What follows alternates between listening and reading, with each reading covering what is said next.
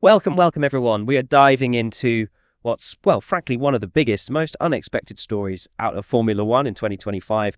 Really big news, a huge welcome to you listening in, and especially to everyone joining us from the F1 Blogs community. Great to have you here. Today we're doing a deep dive into the massive news about Christian Horner leaving Red Bull as team principal. It just feels like such a sudden thing, doesn't it? Especially after, everything he weathered last season.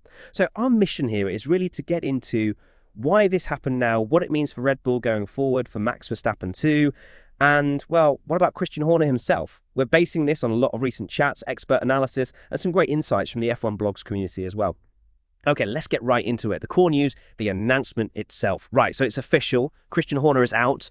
Laurent Mekies is in. And it wasn't exactly telegraphed, was it? Felt like a proper bolt from the blue. Absolutely. What's really fascinating or puzzling maybe is the timing. You just don't expect this kind of major change mid-season. Usually you'd see something like this happen, after the championship wraps up. Gives time for a smoother transition. Yeah, end of season makes sense. Exactly. Yeah. But this, smack in the middle of it all. And honestly, there's nothing, absolutely nothing hinting this was coming. No leaks, no real paddock gossip about this specifically. And we still don't have that full official explanation of why now. So we're kind of piecing things together. Okay, if the timing's weird, there must be some serious reasons behind it. How much is this about what's happening on track? Performance, because in F1, that's usually king, right? Performance is always the bottom line. And look, while we're waiting for the full corporate reasoning, the clearest picture emerging does seem to revolve around, well, competitiveness. Yeah. Red Bull, they haven't been quite as dominant lately, have they? Rivals are catching up. Ferrari, McLaren, they've made big steps. Yeah, definitely closing the gap. And when you're falling back even slightly, and you have your prize asset, Max Verstappen, maybe looking around, well, that changes things. We hear he has been talking to other teams, Mercedes primarily. It wasn't just casual chat either. Oh, right, the performance clause? Exactly. That clause in his contract, kicking around Silverstone or the summer break, it basically forced Red Bull's hand. They had to show they were serious about fixing things or risk losing him. Which brings us straight to the Verstappens.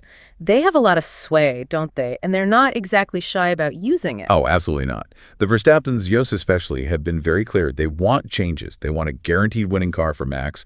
Long-term commitment relies on it. Makes sense. He wants championships. Precisely. Right. And there's been this underlying feeling from their side about the alliance between Horner and Pierre Wache, the technical director. Okay. Wache is brilliant, hugely respected. But the feeling from the Verstappen camp, reportedly, was that maybe that alliance, while successful, had become a bit resistant to the kind of shakeup they felt was needed, especially with 2026 coming. They wanted to break up that status quo a bit. That seems to be the gist of it, yes. Mm-hmm. They wanted disruption. Okay, so performance, Verstappen's future. But there's always the politics in F1, especially at Red Bull. How much did that play a part, the internal stuff? That's probably the deeper layer here. It's complex. Since Dietrich Mateschitz passed away, the different factions within Red Bull, they've become much more visible, more active. You mean the Austrian side versus the Thai shareholders? Exactly that split. The Austrian part of the business and then the Thai side, which holds the majority, the 51%. Their disagreements, which were maybe simmering before, seem to have become, well, irreconcilable. The Thai shareholders, who usually stayed in the background, reportedly started pushing much harder for stability, a clear direction. And that maybe made Horner's position politically difficult in a way it wasn't under Mateschitz. Interesting. So it wasn't just the track performance. The performance didn't help, for sure. If they were winning every race, this probably wouldn't happen. But the official statement points to a corporate decision made at the proper level, agreement reached.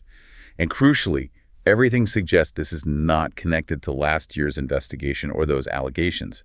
It seems to be about the future, about structure, harmony, and performance going forward. Right. So this really does feel like drawing a line under almost, 18 months of instability and internal fighting. It was kind of an open secret, wasn't it? It absolutely clears the air, clears the decks. Everyone knew something had to give, and now it has. But, for Laurent Mekies stepping in, wow. The challenge really starts now. It's not just filling a seat. It's navigating a massive shift. Just how big is that job for Mekies? He's stepping into some seriously big shoes in a very complicated setup. It's monumental, honestly. Yeah. First off, he's got to get the current car back on track, figure out where the weaknesses are, fix them fast. And keep Max happy. and keep Max happy. Absolutely critical. Get him fully bought into this new era. Then he's got to juggle resources for the massive 2026 regulations change. Which is a whole different ballgame. Completely. And oversee the Red Bull powertrains project. That engine division is huge. Red Bull's becoming a full works manufacturer. Right, building their own engines. Which was Horner's big legacy project, really. So Mekies is managing, 1,000 people across 3 big divisions. Red Bull Technology, the race team, powertrains. Wow. It's like playing 3D chess compared to what he was doing before. Everything's connected. Engine design impacts aero, impacts race strategy. It's incredibly complex. And like you said, it's not just Horner leaving. They've lost Newey, Wheatley, Rob Marshall, other key figures. It really feels like a completely new chapter for Red Bull. It is a profound transition, yeah. Losing Adrian Newey alone is, seismic. Right. But Mekies is very capable. People like working with him. He communicates well. He just gets the job done effectively, often quietly. And he knows Red Bull. Critically, yes. He knows the internal politics, how things work there. That's a massive advantage. He's not coming in totally cold. That should help smooth things over somewhat. And things seem smoother at the sister team, too, Racing Bulls with Alan Payne coming in. Oh, yeah. That was a very smart, logical move. Alan Payne has immense F1 experience, goes way back to Benetton in '89. Wow, yeah. He's a top guy, very committed, hardworking, intense in a good way. It brings stability there while the main team goes through this huge upheaval. Sensible. So let's talk about Horner's legacy then. 20 years. It's quite the story, isn't it? Handed the keys in his early 30s. It's genuinely remarkable. He didn't have masses of top-level management experience then, but he was incredibly sharp, street smart about racing. His real skill was surrounding himself with talent. He knew he needed the best. Getting Adrian Newey. That was the game changer. And he delivered dominance not just once, but twice. With Seb, then with Max.